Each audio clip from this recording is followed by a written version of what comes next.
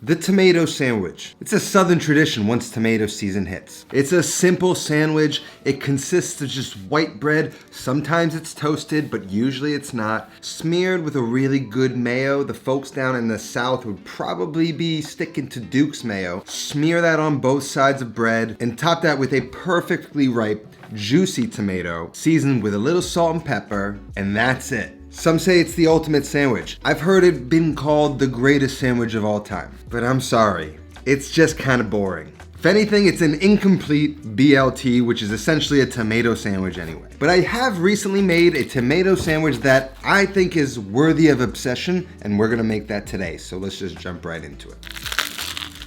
I grew up a picky eater. I didn't like tomatoes, I didn't like mayo. And even though I like those things now, this is sort of the picky eater in me speaking. And the picky eater in me guides a lot of my recipes. One thing that I found issue is the mayo, right? Even though I like mayo, putting mayo plain in a sandwich is just something I don't usually do. And one thing I know for sure is many people don't like the use of mayo. So the first thing we're gonna do is swap out mayo with a little bit more of an Italian-friendly condiment, ricotta. I know the way I pronounce that bothers some of you guys, so I'm working on it. Ricotta. So I've got about a pound of ricotta here. I'm gonna throw that into a quart container, and I don't need all of it, but I like to have this on hand. So I'm just gonna process this pound of ricotta. I'm gonna add a little bit of seasoning, and just with this immersion blender, I'm just gonna puree it until there's no more graininess, and it becomes creamy and smooth, almost like a mayo. Once it's nice and beautifully creamy, just like this, we can set that off to the side. I'm just gonna store that in the fridge.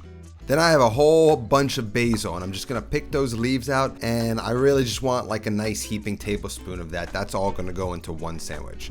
Then I have a clove of garlic, and we're gonna rub that on the bread to create a little bit of a garlic scented toast. Another switch up from just plain old white bread or maybe a sourdough bread is we're gonna use ciabatta. I like ciabatta, it's my go-to bread. To me, it just has that proper yumminess to it. And you can toast it without drying it out. It's moist, and we can just go with a real light toast so we can get a little bit of texture without cutting open the roof of your mouth like you do with a lot of sandwiches. So now I've got this ciabatta loaf here. I'm gonna cut the slices nice and thick myself. And then I also have a super large heirloom tomato, and it is one that is less circular than it is sort of oval, and I did that on purpose to sort of match the bread. So I can just cut that tomato nice and thick and then just place it on the bread almost like you would like kind of a big piece of meat. So with a serrated knife, we're gonna cut about 3/4 inch slices of this bread. We want it to be nice and thick and hold up to this tomato. And then we got our heirloom tomato. We're gonna cut it roughly about the same thickness of the bread. We're really looking for one big thick slice to cover the surface of the bread.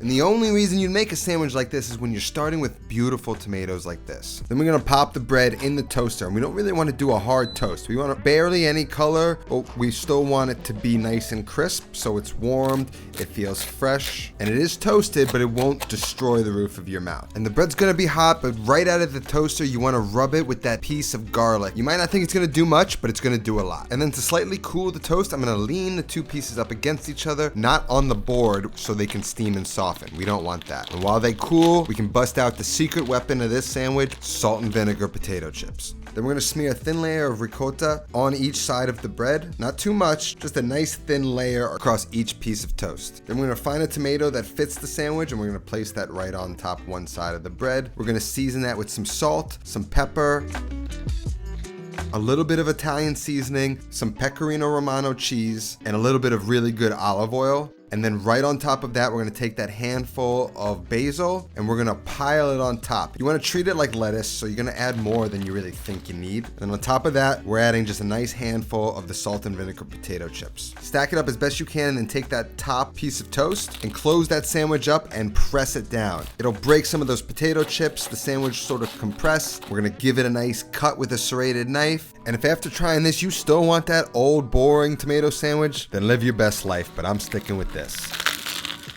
Oh man. That hint of garlic on the bread, the freshness of the basil, the saltiness of the pecorino, that nice soft and crunchy texture of the bread, and then the potato chips. This is the tomato sandwich the Italian boy in me craves. And I promise, once you try it, you may never make a boring tomato sandwich again. Full recipe is gonna be down in the description. That's all I got today. Until next time, take care of yourself and go feed yourself.